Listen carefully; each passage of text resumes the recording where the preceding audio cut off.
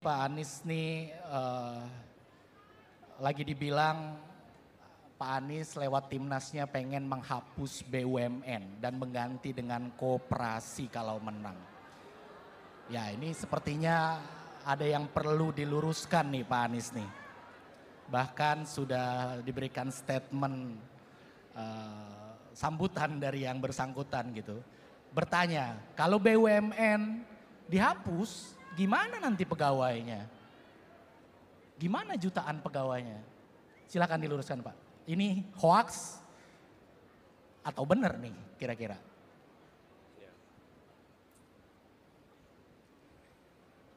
Jadi gini, ada jenis informasi yang kalau kita mendengar sudah langsung tahu ini masuk akal atau tidak. Oke. Nah, kalau ada jenis informasi yang kita dengar tidak masuk akal dan dikutip oleh yang memegang kewenangan, maka yang memegang kewenangan tidak sedang menggunakan akal sehat.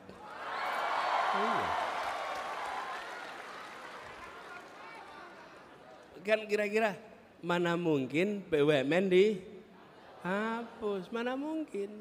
Jadi ketika kemudian itu malah Pak Menterinya yang ngomong, loh Pak Menterinya memang nggak berpikir kritis gitu. Di mana critical thinkingnya gitu kira-kira. Ini sebelum ngomong soal substansinya ya. Jadi ketika mendengar informasi itu kita bisa nakar, oh ini masuk akal atau tidak gitu. Ini jelas tidak masuk akal. Nah, apa yang terjadi? Malah justru harus ditata ulang. Kelihatannya BUMN kita ini sudah banyak yang mengalami problem yang terlalu besar. Kita nggak usah bahas di sini problemnya. Nanti kita mengalami penambahan pikiran.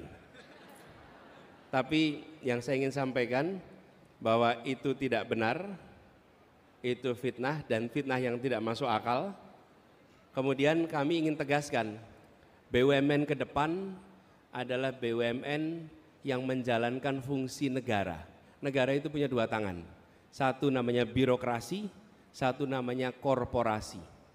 Yang disebut birokrasi itu kementerian, dinas, badan, itu birokrasi. Yang kedua namanya korporasi, BUMN, BUMD. Okay? Dua-duanya punya tugas melakukan pembangunan. Jadi badan usaha milik negara jangan dipandang sebagai badan mencari untung bagi negara. Negara tidak bekerja mencari untung. Saya tadi malam katakan negara tidak berdagang dengan rakyatnya. Oke? Jadi dia menjalankan fungsi pembangunan. Nah, ada jenis-jenis kegiatan yang kalau dikerjakan pakai birokrasi sulit. Lebih mudah bila dikerjakan lewat korporasi. Saya beri contoh, kami di Jakarta mengelola kendaraan umum. Bisa dikelola pakai dinas perhubungan, bisa. Tapi kalau pakai dinas perhubungan ada ketentuan regulasi yang rumit. Kalau belanja pencatatan aset rumit sekali, aset negara. Mau melepas aset rumit sekali, mau merekrut orang rumit, mau mengganti orang rumit. Kenapa? Karena itu adalah pegangan birokrasi. Tapi ketika ini jadi korporasi, PT, badan usaha milik negara, milik daerah, apa yang terjadi?